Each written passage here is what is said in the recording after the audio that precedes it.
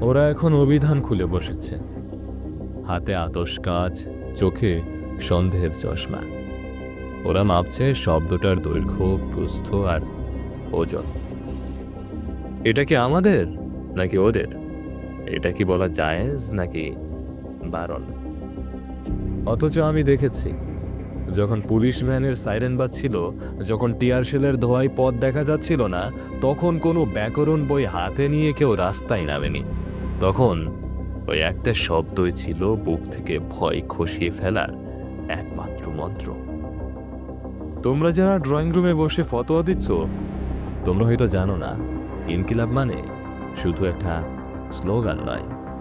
ইনকিলাব মানে দেয়ালে পিঠ থেকে যাওয়া মানুষের ঘুরে দাঁড়ানো। ইনকিলাব মানে মৃতপ্রায় শিরদাঁড়ায় হঠাৎ বিদ্যুৎ খেলে যাওয়া। শব্দটা ফার্সি না আরবি, উর্দু নাকি বাংলা, সেই হিসাব তো কেরানিরা করবে।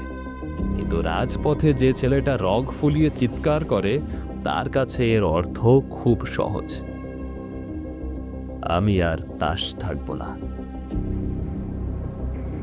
তর্ক থাক, তোমরা বরং শব্দ নিয়ে গবেষণা করো।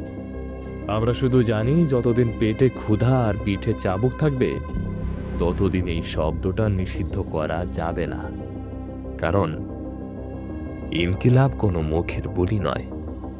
ইনকিলাব হলো জীবিত থাকার প্রমাণপত্র।